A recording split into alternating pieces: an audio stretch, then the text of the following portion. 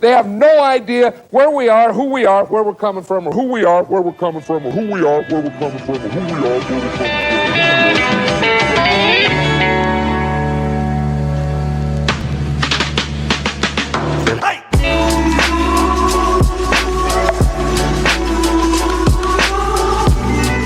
And this is the best of the best. Wow. That is football.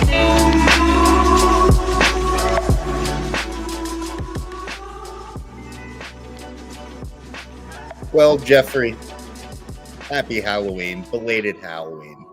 Happy times in general to everyone that's watching, and happy chop shop / getting defensive here in the middle of the season. Happy trade deadline, happy times all around. It's just a lot of happiness. Happiness. Indeed, indeed. Welcome back to the Chop Chop, though. I'm Ronnie. I'm your host. I'm here with Jeff DiMatteo, the founder of Gridiron Ratings, and as always, I can't really talk if you heard that. DiMatteo. I think I'm coming down with a little bit of a cold, so stop hanging out with those little kids, man. You work in that school, and you got all. I get a cold every 5 weeks. It's obnoxious. I mean, are these kids all just like licking handrails around you, and then just like Listen, the other day I took a picture of them and I sent it to my parents, and was like, these kids are supposed to be some of the smartest in Georgia, but I have watched these two boys sit here with a rock smashing acorns on this table for 30 minutes. I feel like my 4-year-old would lose interest in that pretty quickly. I mean, to be fair, they were 5. But yeah, anyway. So trade deadline happened today. Lots of crazy movement. Some really wild moves in general the last 2 weeks. But some players didn't move that we wanted to see. Let's bang through a few of those. And then what we're going to do on this episode today is, instead of going through waivers, our recommendation, I would say, go subscribe at Fantasy Points. Check out John. Or 33rd team. And 33rd team. Between those two, you should be fine with everything you need on waivers. But we'll give you some stuff. But we're not going to focus on that. We're going to talk mostly about trade management, because it's the NFL trade deadline, specifically something in the trade Jeff and I's home league that lines up fine, because we are negotiating a trade and our deadline's coming up in a week and a half.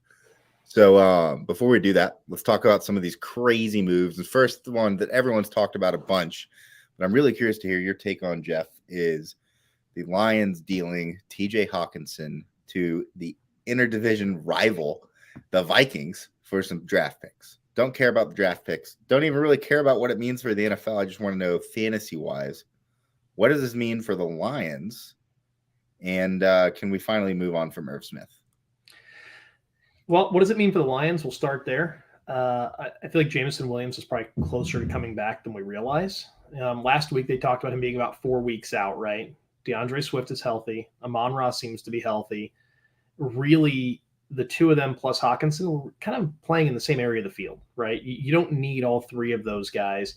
So it made sense for the Lions to move Hawk and a couple of mid-rounders to go ahead and get themselves a second, possibly a third, and put themselves in a position to kind of enhance some of their future draft capital, which they did.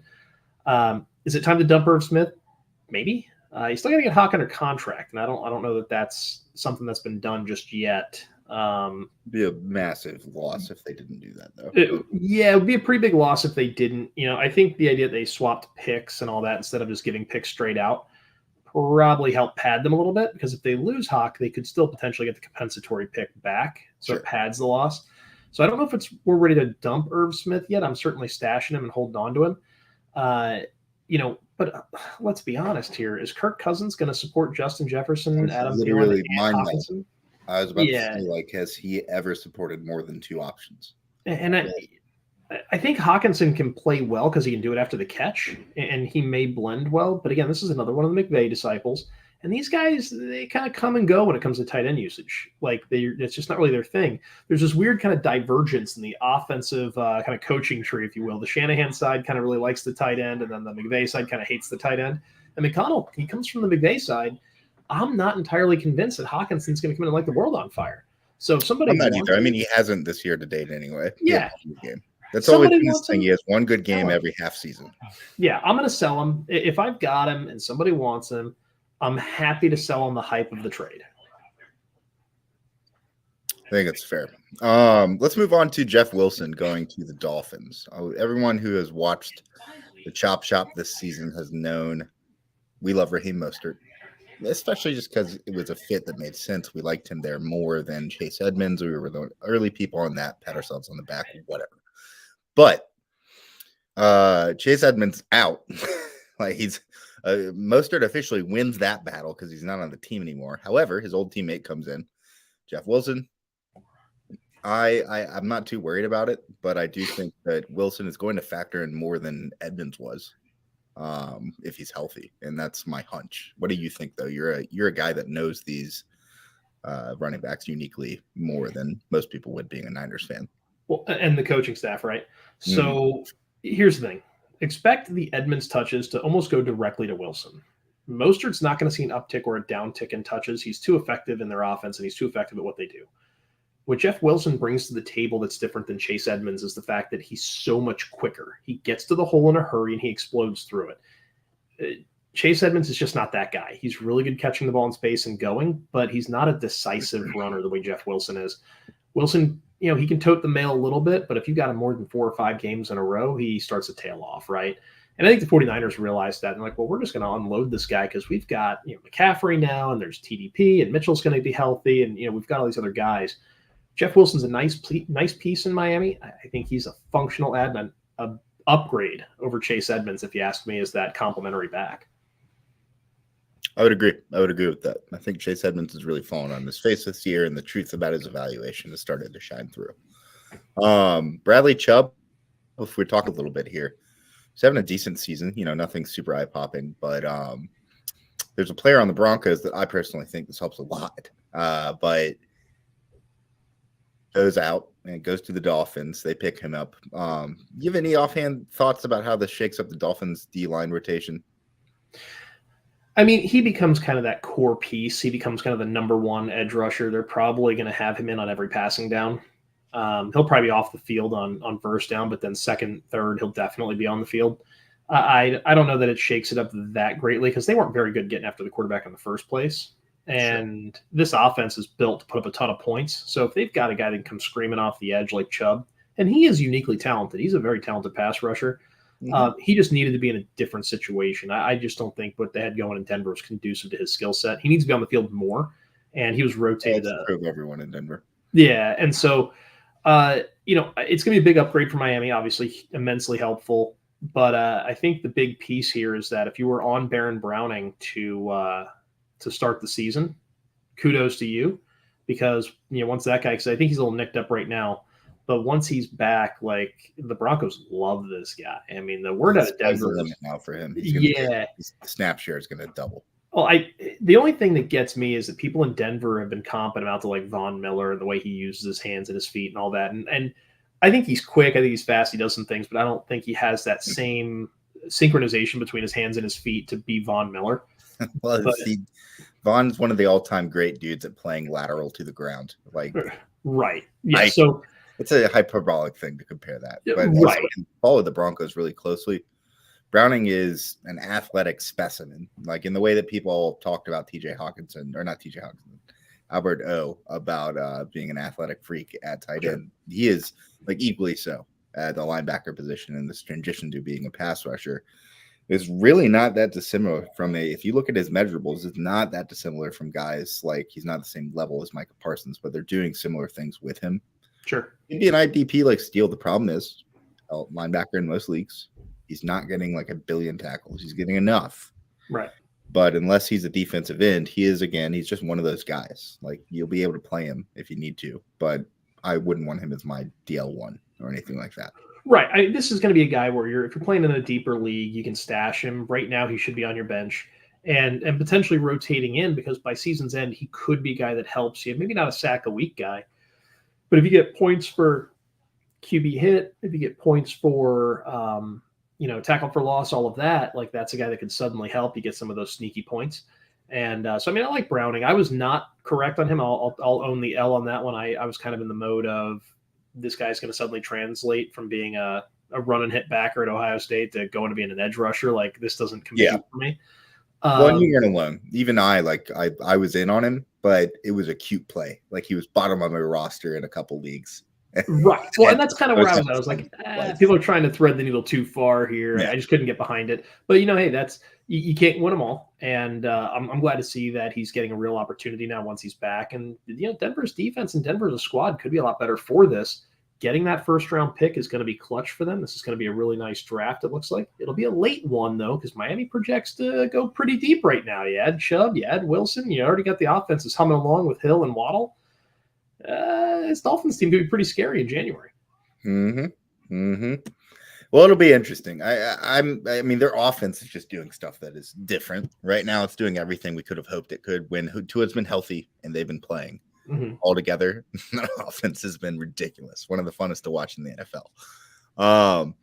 Looking at it, the only other one that I think for real major fantasy relevance that I could think of, Chase Edmonds going to the Broncos in that same trade. That is relevant, but I don't know that I'm really going to invest too much in one of those guys in the Broncos backfield right now. I do think one of them will emerge. And if Russell Wilson does his typical thing, which people forget, most of the latter half of his career so far has been one half of the season he plays poorly and one half he plays really well. If that happens in Denver to some extent, the biggest beneficiary is going to be the running backs because that's what they're building their offense around in the first place. So whoever emerges, great. I don't know who that is, and I don't have any faith it's going to be Chase Edmonds either. And so I'm not going to pretend like I have good advice on who to pick out of that backfield.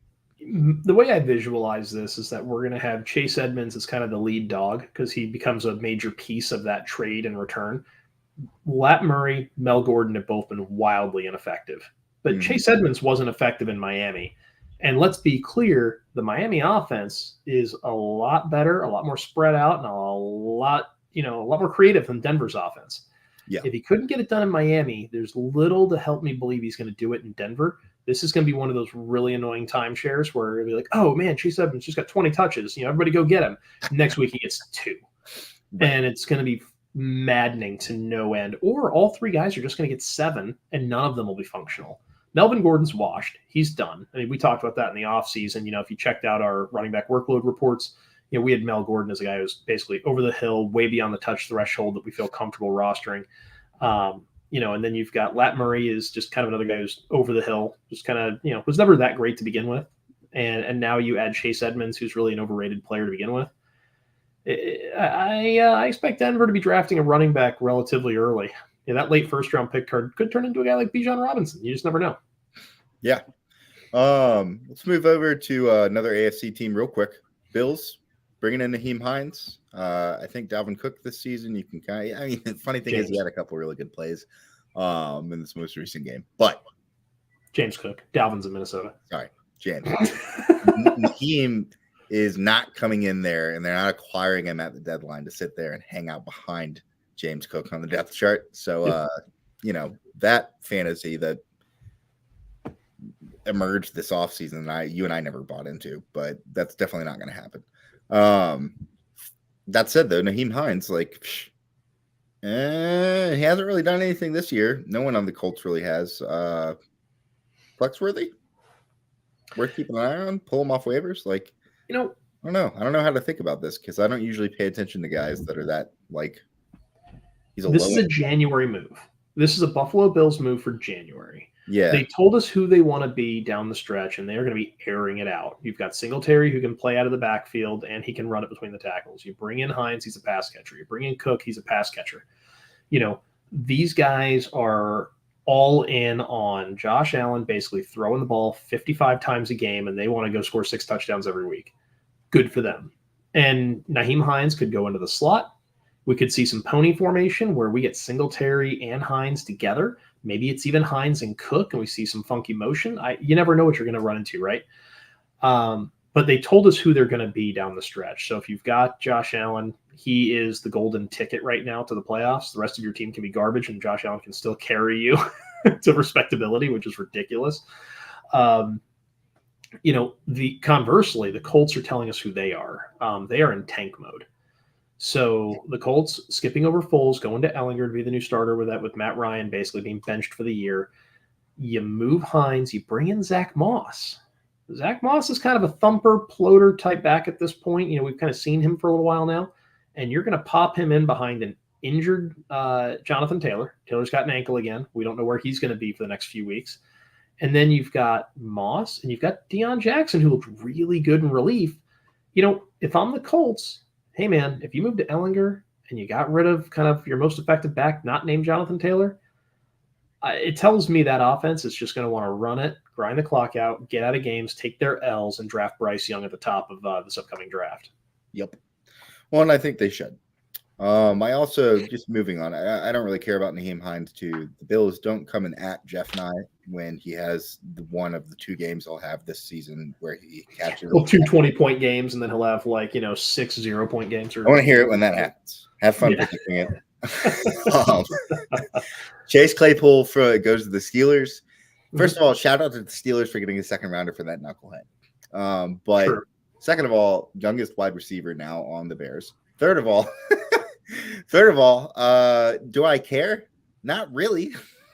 I care more about what this means for the Steelers wide receivers than I do for the Bears wide receivers, mostly because anything long-term with that offense is going to change. That coaching staff, like everything with that team, I don't expect it to look the same in a season and a half from now. And I just don't buy into that offense this season, just like no one does. So looking at the Steelers, Jeffrey, George Pickens, commodity so far as a rookie, right? He looks incredible. He's the name, the big riser.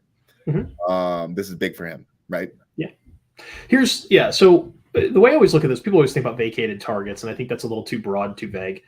These are vacated perimeter targets. Chase Claypool gets his work done outside of the numbers usually. He wants to run those go balls and take those deep routes. That's going to be George Pickens now moving forward, and Pickens is frankly better at it. He's shown the dynamic catch ability, the one-handed catch ability, the speed, the ups, like he attacks the ball at the highest point. Pickens, we're wheels up on George Pickens right now. That's what this does. It's interesting, if I can butt in real quick, I feel almost like when he made that Odell catch, he made Chase Claypool expendable. Like he announced to the world that Chase Claypool's time with the Steelers was officially not relevant anymore. And this happened in the preseason. I think this was in the preseason during some of those practices where George Pickens is making every play in practice. Right. And Claypool, this guy's had a lot of dumb penalties. He's been kind of a knucklehead, kind of boisterous when he shouldn't be. There's a situation where the Steelers, you get offered a 2, and it's the Bears 2, not the Ravens 2. Now, the Bears had acquired another second-round pick and another trade we'll talk about in a minute with Roquan Smith, but it's the Bears 2. This is a team that doesn't project to be very good, so it's going to be a pretty early second-round pick. Probably a top 40 pick. Yeah, so that's, from a capital standpoint, that's outstanding for the Bears because this right here, you just gave him Claypool. This is Justin Fields is him. You just gave him Claypool. He's got Mooney. He's got Montgomery. Herbert looks good. You got Cole Kmet is still a talented player. If he can't get it done with this group and doesn't show any improvement the rest of the way, well, and they're looking at a quarterback. And Velus Jones is like an athletic, he's a useful guy too to burn. You have no excuse to have a defense. And Pettis just looked good and all that. A lot of those other ancillary guys are probably not going to see as many looks now with Claypool on the field. The Bears just don't throw it enough. Velus now, they're this problem they've had on executing intermediary passes. I don't want to see it anymore. Because that's going to be – I don't love Chase Claypool. I'm not going to go out and add him or try and trade for him now that he's been traded to the Bears. Right. What I am going to do, though, is I am going to be maybe kicking tires on Cole Kmet. I'm going to be kicking tires on – weird to say, but I do think it's good for him. Yeah, and I think we're kicking tires on Darnell Mooney because now what you can do is you can open up the intermediate space with a legit perimeter deep threat in Chase Claypool. And if you want to get really, really rudimentary about it, if you just ran a play that will happen probably once or twice a game, and you have Claypool and Velus on the field, and they're both running as far as they can, then you throw the ball at the middle of the field. That's what they've been missing. They haven't been able to pull that sort of thing off. And frankly, their offensive line hasn't given those guys the time to develop those routes to make them worthwhile. The whole thing's been a disaster. This is a good move for the Bears as a whole.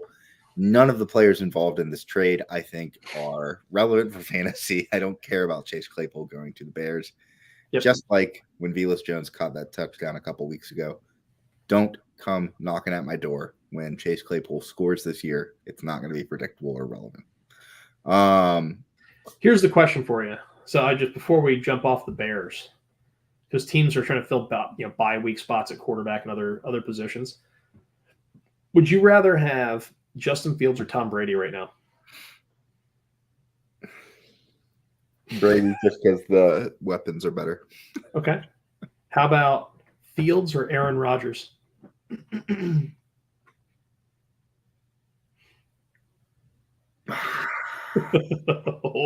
got to take Fields. Okay. Depending on the matchup. I'd go matchup with that one. Let's do two more. How about Fields or Derek Carr? And matchup. Okay. And probably Fields anyway, just because Derek Carr. Fields or Russ?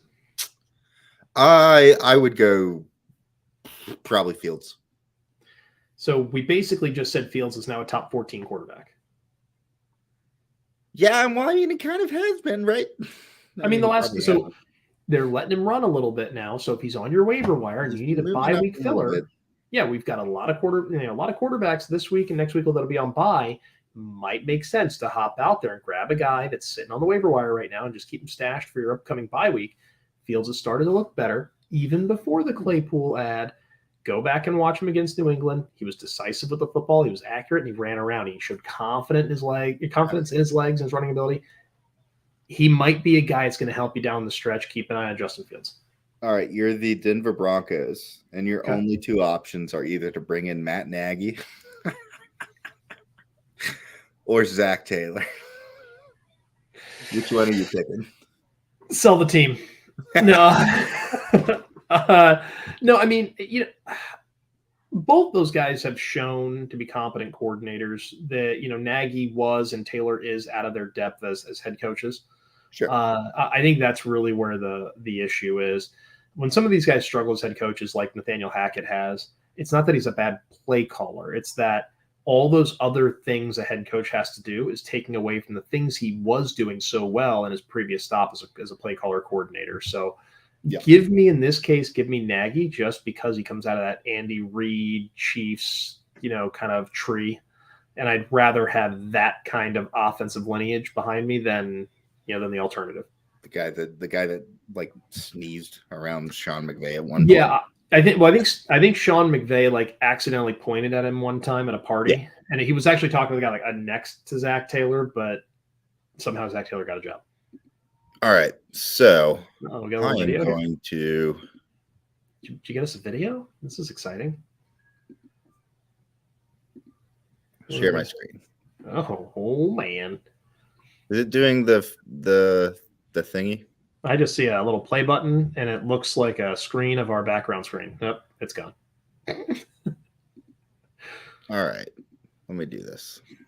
Hold on, everyone. Technical difficulties. I'm having a tough time. He's having a little eye twitch. Are you okay? You having like an aneurysm or something? Me? Yeah, you all right? Eye twitch going on there. Little stress moment. No. You look like a cartoon character. One eye's really big and stressed out. The other one's really tiny and wigged out. It's probably because one light's on. There's only one light on in here. Nice. All right. So I'm trying to share the screen. There we go. You need a ring light above your screen. Just something bright enough to give you a tan, That's really what I need. All right. So we got shut up. So we got Shut up. Here we go. We'll look at scores from last week because I think that's the best way to begin painting this picture. How did we do? Because I didn't pay attention to my scores last week. It's gonna be hard to see. I'm gonna just be really rudimentary for anyone that's listening and can't see the screen. This is Jeff and I's home league that we play together in. It's a Dynasty league. My team, if you look at these really goofy emojis, is dominated for the most part for the last half decade, just scoring the most points. I haven't won all the championships, though. That's been my cousin Trey, but I've gotten two. And this past week, Jeff and I started talking because the one thing I'm missing is tight end, right? I went in and I had to play Juwan Johnson this week. Sucked. I don't have any other words. Don't you have Cole Kmet, though? I have Cole Kmet. Nah, that might not be bad. Might not be too bad, but let's be real. I mean, Cole Kmet's been out here doing nothing. I think he's averaging 8.5 points a game, something like that over the last 5 weeks, 6 weeks, maybe less, right around 8 points. Okay. So he started the year just golly, I don't even want to relive that. I don't even know if you could see that because I have it on a specific screen share. I clicked on Cole Kmet's stats. But anyway, Jeff was like, I don't know if I'm going to tank this season or not. Let's see what happens this week. Maybe I'll deal Zach Ertz. Maybe I scored 305 points. So in this league, was that number 1 in the league? Yeah, number 1 in the league this week. So if you hit 300 or above, you're having an elite week in this league, right? In a typical week, if you can score 255, that seems to be like, from what I've seen in 6 years, that's right about the number where you win most of the time. Anything above that is good. And it's like logarithmically more intense. And if you have a 3, you maybe one person every 2 weeks or every week will hit 300 points. It's pretty weird. I lost once with 300 points, and that was pretty terrible. I lost to Trey in the championship ones during the Camara Christmas special. I had Camara for that one in another league. That was awesome. Just the worst. I didn't own him anywhere that year. So Jeff comes in here. Now Jeff is 5-5. There was a double header week, so you won both of those as well, which was huge. It brought your record up. You were 3-5 before that, so now you're 5-5. That's big. You're 500. Yep, I'm coasting. Things are fine. And then if we want to go, why don't we look at the standings real quick? Yeah, this is where Jeff is in his division. Most important thing, in my opinion, is probably all play record. So your all play record, I would say, is like middle of the pack, right around where it needs to be. But I don't think it's indicative of how your team's been because you've been hurt for half this season. Yeah. So for background's sake, I had Trey Lance at quarterback. He went down. Have Tua now. He had gone down obviously for a few weeks. Keenan Allen's been hurt. Chase Young, we play IDP. Chase Young, he's been down. Lost Jamal Adams. It's been a real struggle here with injuries. And D-Hop obviously suspended 6 weeks. So my team's just kind of getting healthy now. And so it's about time because I needed some of this. And that's where I was like, well, if I my thought was if I lost both the games in the doubleheader, I was going to have to sell. I was going to move on from some veterans that have 1 year left in their contract and be like, all right, let's sell them out, be done, keep it moving. And that's the big thing with this league. It's a contract and salary league.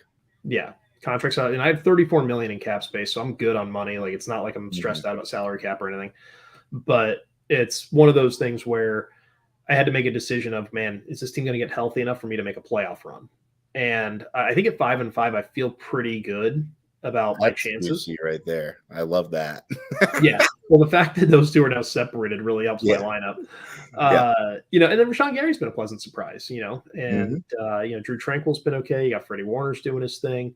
Why don't you hit everyone with a quick overview on like what the scoring looks like? So as we go through this, people know what we're talking about. The scoring, here's the easiest way for me to do it. Player stats, Lance Church. Let me do all defense, and then all of this is so tiny. I'm gonna make the screen bigger. I will. There we go. No, I just did it. I went full screen on my side instead of little baby screen. So,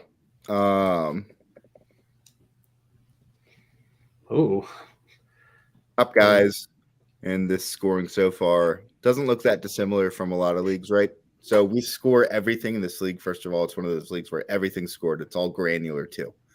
So on offense, like if a running back rushes for 6 yards, right? It's 0.6 points. But let's say he rushes for 6 yards and then he gets a penalty for taunting at the end.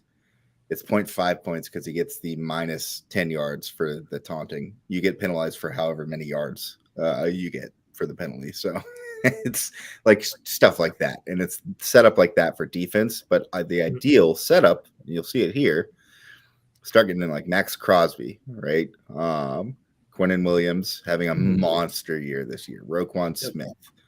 Micah Parsons, and you start to get into this out of the top 8, 9 like superstars on offense, and it's 50-50 all the way down. Yep.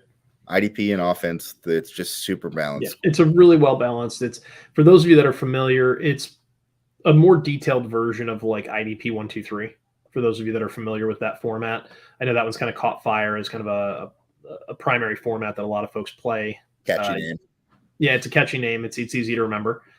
So it's really similar to that. But anyway, Tight end premiums. The only thing that we get in this league is tight ends get like an extra 0.25 points per first down. That's all they get. Yep. Well, I'm just making sure you explain all this because we're talking about tight ends and all that. Well, here. But yeah. Last thing, just while you talk, I'll pull this up real quick. I don't have anything to talk about. I don't know anything. Oh, yeah. Well, so what would you value Zach Ertz right now if we were going to trade? Well, so he's a top 4 tight end, right? And we know after those top 4 or 5 guys, it's really murky. More caffeine, excuse me. It gets really murky. So for me, it was a matter of if I could sell him for something really useful in terms of draft capital because my team was crap, I was happy to move him. Now my team's 500 and everybody's getting healthy, and I'm like, man. Now I kind of like Zach Ertz. Like maybe I'm willing to take a downgrade at tight end if it helps me elsewhere. Right. My running back room right now is a little rough. I've got Michael Carter. Yeah, he's getting some touches, but you still have James Robinson there. That O-line's really beat up. They can't throw the ball. There's a lot going on with the Jets. I've got Jonathan Taylor. Well, he's hurt. I've got Miles Sanders. Well, okay, he's been good coming off a bye. And then after that, I'll be honest, I forget who I have outside of like Matt Breida. I think I might have Jeff Wilson on this one. I'm in a lot of leagues. So. Yeah, but I mean, it's getting really tough for me to field running backs just because of injuries again. I'm getting to the point where I've injuries and guys aren't functional, and so I'm like, okay, well, how can I parlay off a guy like a Zach Ertz, or hell, even a wide receiver, because I'm sitting on a stack of wide receivers right now. When you go down, you look at my roster, I'm sitting here staring down. Ooh, we'll zoom there. Keenan Allen, he's been hurt, but he's coming back. Mm-hmm. You've got D-Hop, DJ Moore's, waking up finally. Amon-Ra, Jalen Waddle, like that's 5 really functional dudes. And then I've got, Kendrick Bourne to be alive, Kenny Golladay, Rashard Higgins is kind of like those extra dudes. I feel like I could be in a position where if I moved a wide receiver to get a running back, that's probably a positive move for my roster. TDP hasn't done anything. I've got him on the roster. Jeff Wilson, obviously, now Miami, still a backup. Jonathan Taylor hurt. Like this whole group's a mess. So Sanders been a nice surprise, but he has. But he was on a bye. He's at least back this week. But how do I value Zach Ertz being the question? I mean, my thought with him right now is that his value on my roster has got to be at least. It's got to be at least a second round pick at a minimum. But now that my team's 5-5, I don't know if I'm ready to punt. So my headspace is telling me, how do I get Zach Ertz moved in a package that nets me a running back? Right. Because if I go down and look at the tight ends, I've actually got Austin Hooper also. And Hooper hasn't done anything, but at least I feel like I can plug him in. Just it's a body, it's a name I recognize. Or can I trade Ertz and a wide receiver to get a tight end and a running back? These are the things I'm thinking about. If I may look over, like for me, it does match up because I've got a million running backs. All the running backs. Did Kareem Hunt end up getting moved? He did not. He is still in Cleveland. Bummer. I was really hoping that he would become something. I've got Raheem Mostert, right? So interesting there. We talked about that a little bit earlier.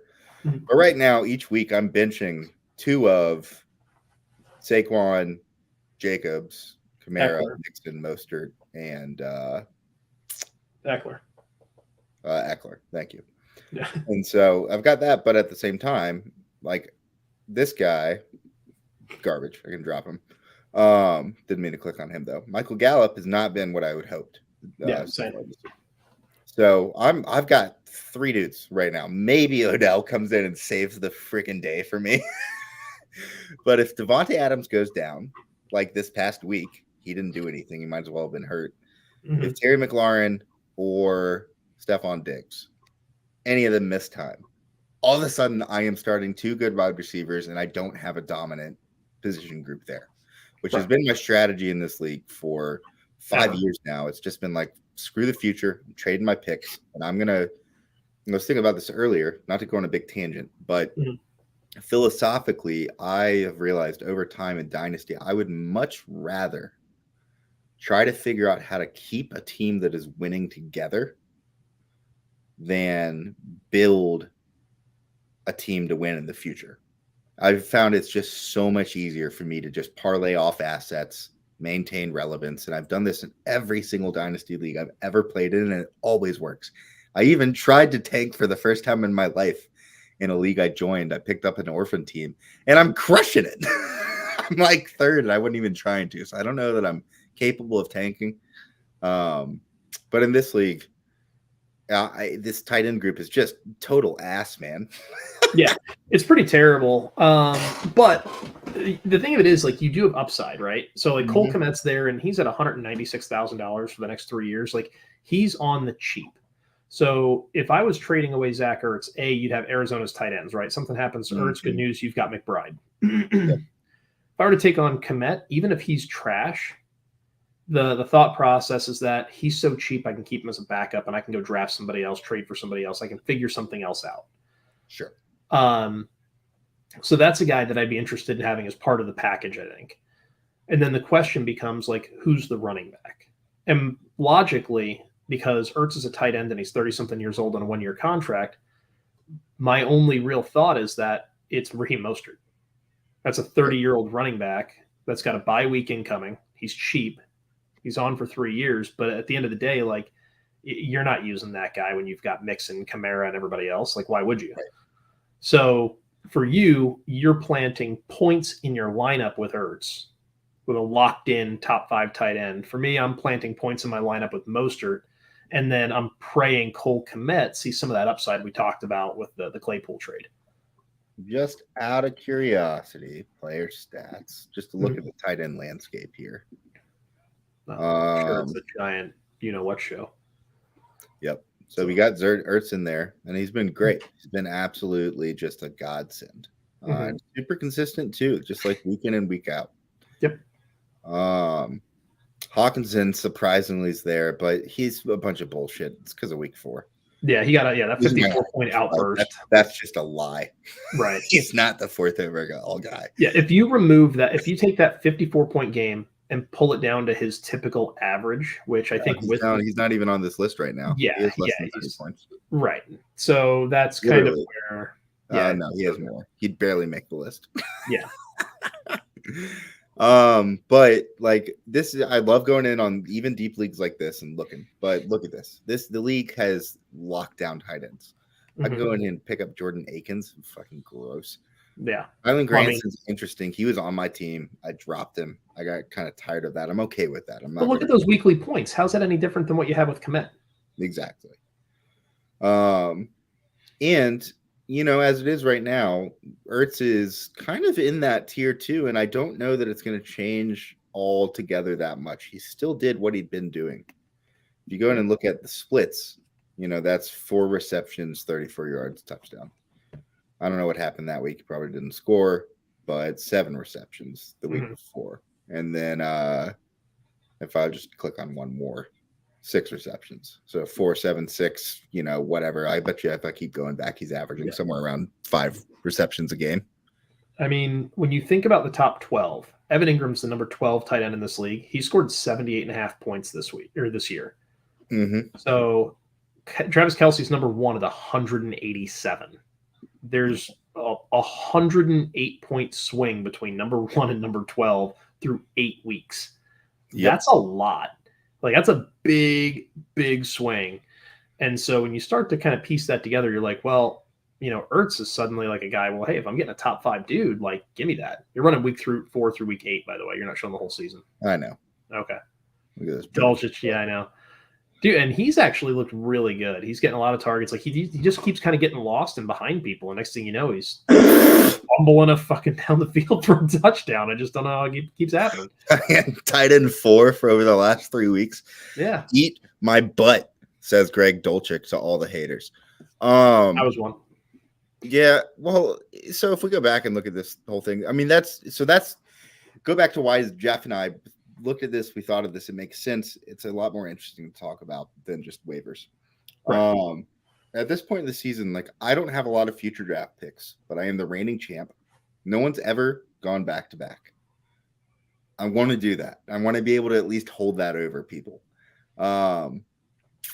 And I know that right now, the thing that's separating me, if we go back to the standings from these other teams in my conference, like, yeah, sure, whatever. My points for are definitely the best by like 150 points. But this guy's team is disgusting. It's really good. It's actually underperformed a little bit. He's got Josh Allen, right? Like automatic in contention every game just because he's got 2 or 3 guys. Allen, Garrett. Ballbreaker's the luckiest guy I've ever seen in my whole life. His team is absolutely murking through the league right now. And if I don't win, I hope it's done. I think it's an awesome story. He was a guy who took over a team, did a dispersal draft, just terrible situation that he walked into. In year 2 now, year 3, he's like right there. I don't think people want to hear about all that. I think they just want to hear about our trade. And they want to hear us negotiate and why we're getting anyway. The reason I brought that up is right now I'm averaging 277 a week, and these 2 guys are averaging 263, 258. But this league is wild. If we go back and we look at the scoring from this week, like here's those 2 guys. You have Ian here, 296. He would have beat me this week. Yep. And you have you would have beat me this week. You got Don here. I would have beat him. But if I had Zach Ertz this week, I would have won, and I would have beat everyone, including potentially you, I believe. It would have been a 12-point swing. So not you. You would have still beat me. No, you wouldn't have, because you wouldn't have had his points. I would have been the number 1 scoring team. That's my whole point. I'll stop talking. Yeah. You're really going around your elbow to get to your ass here. So, yeah. So, I mean, the real question becomes for your roster, what is Zach Ertz worth? Like I've already described kind of what I think he's worth to my roster, which to me, it feels like, the tertiary running back and a guy like Mostert, because he would start for me. And then a severe drop off in tight end just due to lack of depth on Kmet. Sure. And I don't think that's that far off when we think about, really both these guys will be on my roster on the cheap next year, and you're not beholden to the contract that is Zach Ertz.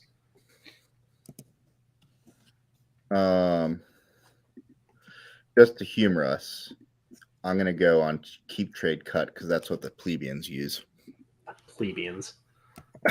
And I love it. We'll call it a 23 late second. Which is kind of where my head was at anyway. But I wouldn't, obviously, I don't think you would expect me to do a second straight up for Ertz. That's what he's worth to your team. To me, too, though, you could make the argument. Like, I could talk myself into the logic that if I'm securing a championship. Is the second worth a title? Is the second worth. Right. Or is Kmet or is Ertz and a second worth your first? Right. Like, and that's the other thing. That's where the valuation comes in. What's the title worth to you? Mm-hmm. And that's the type of thing where I can be really difficult to trade with. So for the sake of us being live on air, I would say that if I knew that I was going to win, if you told me if I make this trade right now, it'll win you the championship, I'll give you a first, man. Like, I don't care. Buy it. I'll give you my whole draft class. That's how much I love winning. Sure. I'll figure it out in the future. I'm less Snead on that stuff. Like, it's easy. So F them picks, bro.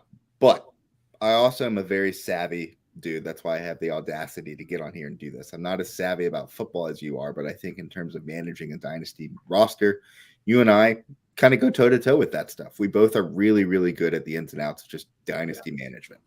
I really thought my team had a shot this year. The injuries really just shook my roster. Yeah. I mean, like I was saying, your all-play record is kind of middle of the pack, but you've been the most injured team in the league. So that's a testament to a good team. But I'm looking at this, and I think like a second for Ertz straight up, I wouldn't want to do because I think I could get more than Ertz for a second from someone else. Okay. So that's the alternative. What tight end could you get for a second, though? Now that's moving the tight end. When I was looking at the tight end scoring, it would be Kittle.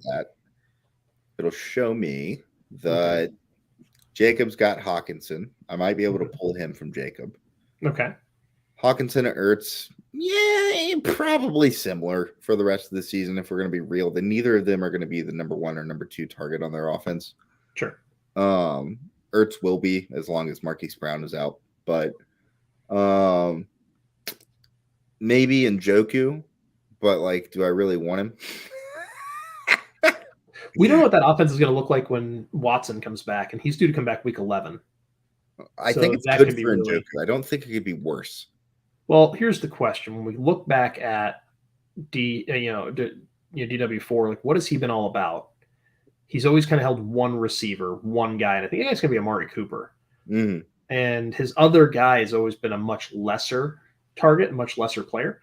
So I don't know that Njoku and Peoples-Jones and these other guys are going to see the kind of looks that people are expecting, because with a competent quarterback, with the threat of Watson under center, Nick Chubb becomes more valuable too. That offense just will be more functional because he can hit Amari Cooper more consistently. And if Cooper drops balls like he did on Monday night, then maybe it is Njoku or DPJ becomes the number one. Right. But yeah, there's, I don't know if that's the kind of risk I would take with a second. Well, and that's like the only other dude. It's Ertz. Yeah. Is the dude.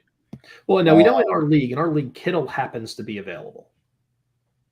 Trey is offering, like I think you and I talked about, Trey was offering Kittle. But Kittle is like a $15 million. This is where that gets super, super important. Right. Ertz is actually, all things considered, the fourth worst contract at tight end in this league. Yeah. I don't care about that. His contract is contract is consistent with his performance, though. Yeah, it's a sub $5 million contract. It's not going to sway me one way or the other. I've got the same amount of cap space as you. Right. So who cares?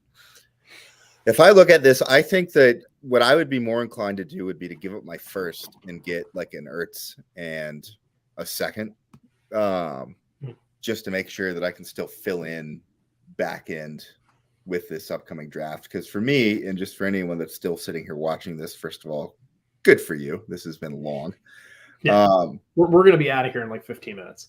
Yeah, for the last thing I would say is that I have built this team to win now, like I was saying earlier, like almost pathologically, I've been stuck in that mode. I really have tried to assemble assets, but if I go in here and let's say I propose a trade with you right now, and we can go ahead and keep this screen open and just make it the live thing. So let's say I go in and I pull in Ertz, and I look at the future, like half my team is expiring right now for anyone that's watching. 1 and 2 year contracts. Like my window is pretty much kaput. But I've got a really good core, so I'm never going to fully go away. But I've got my pick, probably a bottom 3 pick. I've got his second round pick. That's unfortunately probably going to be a bottom 4 pick. And I've got his. Yeah, probably a bottom 3 pick in the second round.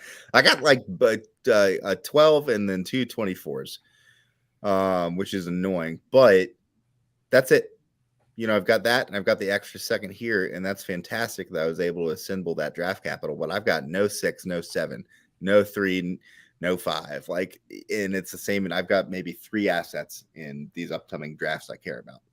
It's not as bad as it was in previous years, but I'd be happy to sit there with 3 seconds, because if there was a guy in the first that I really liked, I could parlay all 3 of those to just move up and grab them. Yeah, and I'm sitting here with 2 2s, 2 3s, 2 4s. And in our drafts, 2s and 3s are still pretty valuable due to the depth of our IDP roster. Mm-hmm. But again, in my case, like I was into the picks idea if I thought I was going, 3 and 7, and not 5 and 5. It's not 5 and 5. I still have to get players. Like I got to put somebody on the field. And if I send Ertz and a 2 to get a 1, I don't know that I can move that 1 to get somebody back of value when they know it's going to be probably one of the last picks in the first round, right? It's not going to have that same upside as having a shot at Bijan or Gibbs or, Jackson Smith-Njigba. So for me, it's almost like, well, how can I get some players that can help me put some points on the board? And so that's where I think while Ertz and a 2 in exchange for a 1 makes sense in a punt situation, I'm trying to get some bodies. And so I'd probably be more inclined. I don't really care for Kmet. Like you and I talked about Kmet at length. I really felt like if he popped this year, he was a dynasty sell. But I'm willing to take a risk on, 6 points a week or 5 points a week, whatever he can give me, if it means I can get Mostert to help fill some gaps in my running back group. Because my running back group is a effing train wreck. I got Matt Breida backing up, Michael Carter, split role, TDP doesn't see the field. Miles Sanders has been good. Jonathan Taylor hurt. Jeff Wilson, split time. That's bad. I need a guy who plays. And then Mostert, he gets paired up with Jeff Wilson. I've got the Dolphins backfield locked up. Yeah. So for me, I'd be more inclined to want something more like Mostert and Kmet for Ertz and call it a day.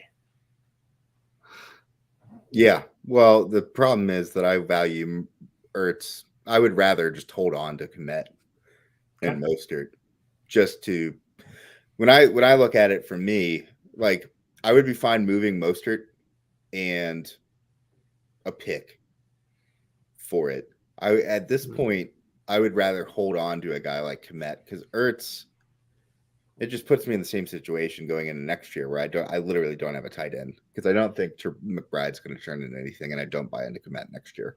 Will adding 7 to 13 points a week to your lineup over what you're getting now give you a better chance at a title?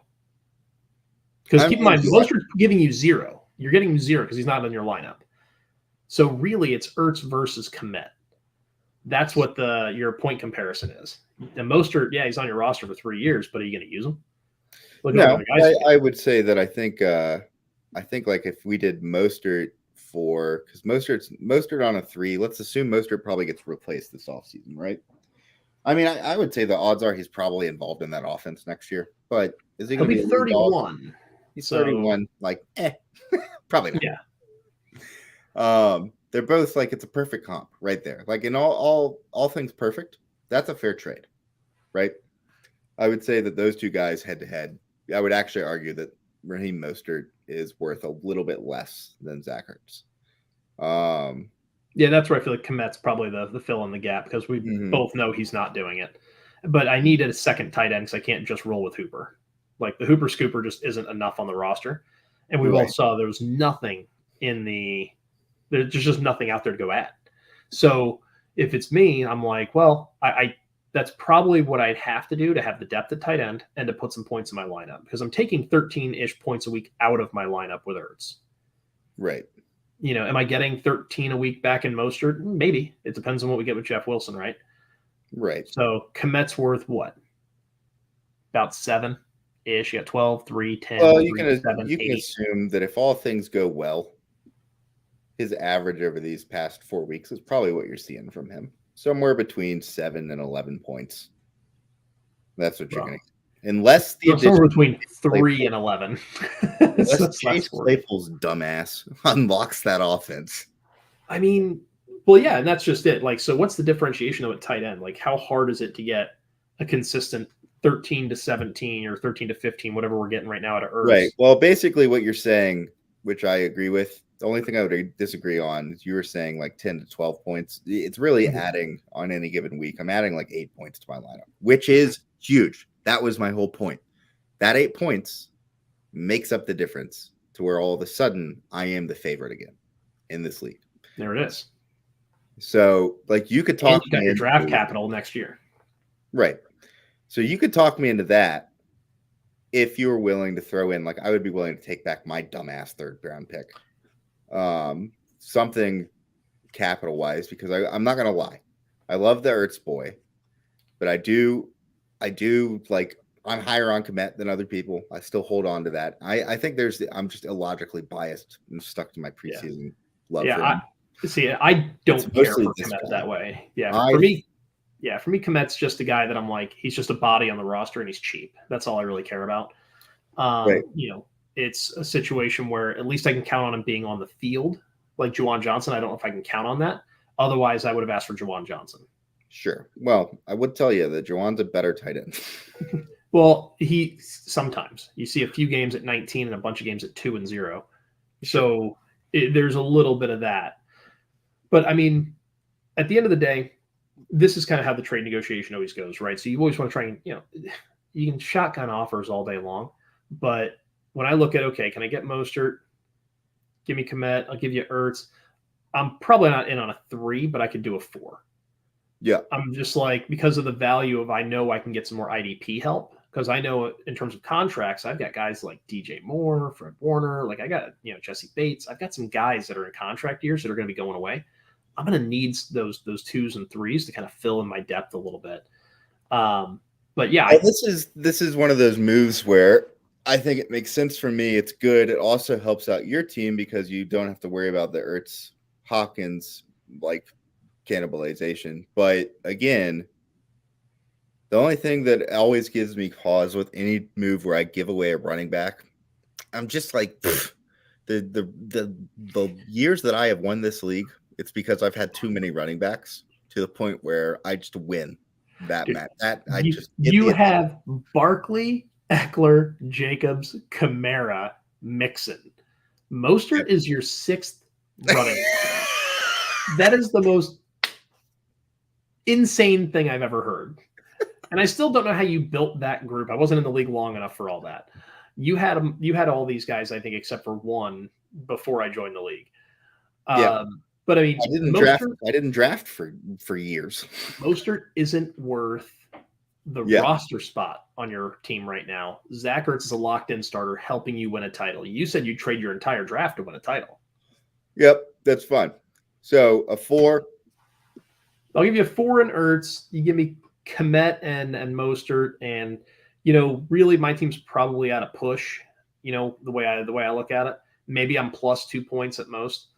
But your team is I wouldn't about discount 8. the addition of Mostert. You're going to play him every week. Well, but he's got to beat 13 every week to offset Ertz's points. So you got to remember, I'm looking at how does Mostert replace Ertz. I do think that you can flip him if he comes on at the end of the season. You could probably flip him for something in the offseason. Yeah, I'm not counting on it. I think we've seen what Kmet is. He's a functional player if he can get into space, but Fields just isn't looking for him. It's just not as. It's like what I'm hoping for is 2 to 3 catches a game at 30 yards. If I can get to that point, I'll be that whatever. Well, and here's an example, and we can save this part of this clip and send it to our league mates. So we do this thing. We tried a new free agency this offseason. Everyone complained because they were like, everyone got their own players back. Yeah. Jeff went and bid and got Zach Ertz, I believe, in free agency this year, right? Mm-hmm.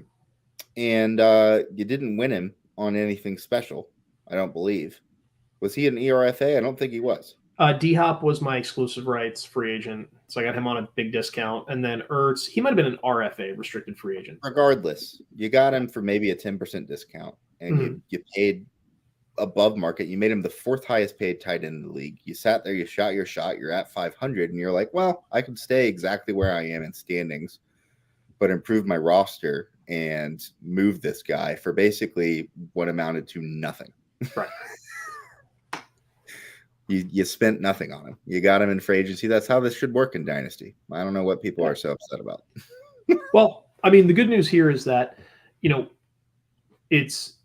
he's there. He's like, I'm happy if I sit there with Ertz because I have a shot at making the playoffs and I can make noise once I get there. But nice. Don't forget to smash the subscribe button. But I think I like the idea of having the running back. I'm willing to go with the 4. I've got 2 cheaper players. Like, it helps me out. It frees up even more salary cap space. I've got a young player that maybe he's turned into something. Maybe he's trade fodder. Maybe I just cut him. Who knows? And then I got Mostert, who, well, if he's 31 next year and doesn't play, I can just cut him because he's cheap. It's not a big deal. Well, the other thing I'm looking at, I love Kyle Hamilton there. Yep. I love that now Hufanga is a good play. That's a good pickup. Kyle Hamilton, though, drafted him. But outside of that, I mean, your guys, you got Pates, Chin, like you've built more names here. But last year I had the names. I had Jamal Adams and I had Buddha and those guys. But I was just looking at it and I was just laughing at the point totals here. So it hurts. And the point totals here. Well, Bynum's hurt. Well, you got to remember, Bynum had gotten hurt. Chin's hurt. Hamilton hasn't played nearly as much as we thought he would. Ronnie Harrison's been hurt. And then Hufanga's been a monster. Bates got hurt. Adams hurt. Like, all those guys are dead. That's why I'm playing Kyler Gordon. If you see Kyler Gordon. My only point, though, is my philosophy of screw the defensive back position in IDP. Jalen Hawkins, Andre Cisco, Jalen Petrie, and Jaron Curse. Get the hell out of here. Well, hey, man, I go for tackles. Right? Randos. All my guys, so Chin gets a ton of tackles. I would much rather have your group than mine. Well, no, all my guys are hurt. You don't want my guys. Yeah, but I'm just being in Dynasty. Yeah. I mean, they're solid young dudes, but now I've got a few guys I got to figure out what to do with. So But anyway, yeah, I mean, I think that trade works out for both parties. Gives you a shot Right. at the title. It keeps me competitive. I think we're in a good spot there, and I'll hit the accept button here in a little bit when it comes through.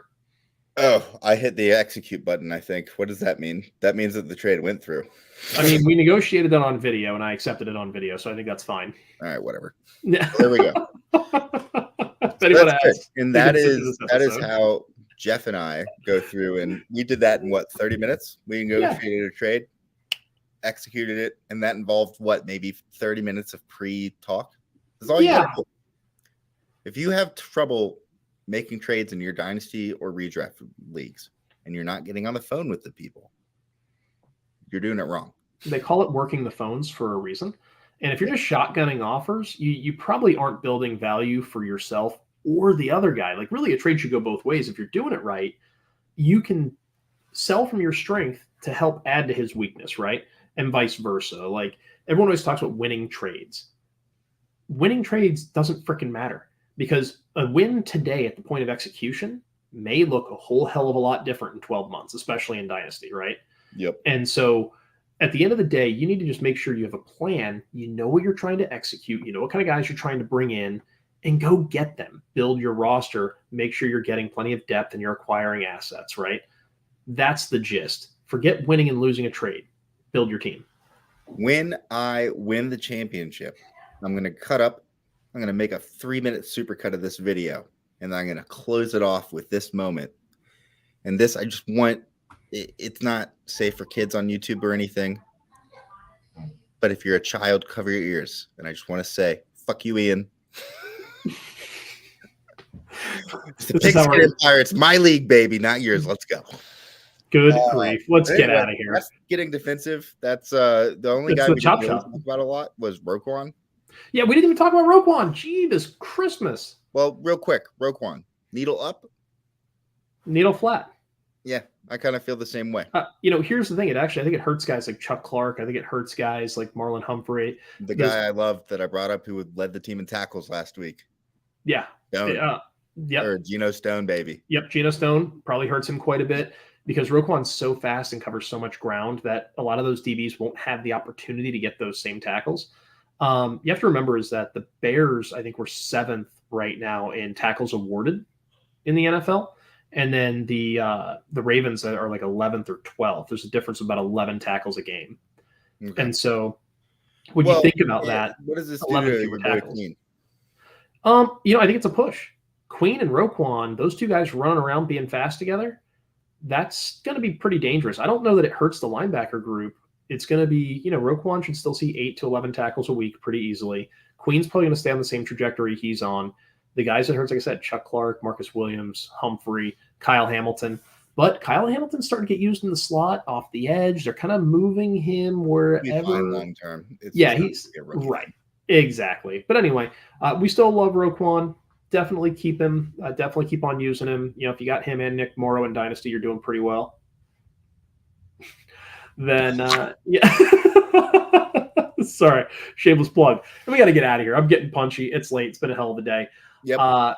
Good luck. Hit us up if you have trade questions. We'll be all over Reddit answering questions there too. So good luck, and we'll hit you up again before your trade deadline. I'm not going to play the outro video because I don't feel like it. That's rude. I think our folks love the outro video. Fine.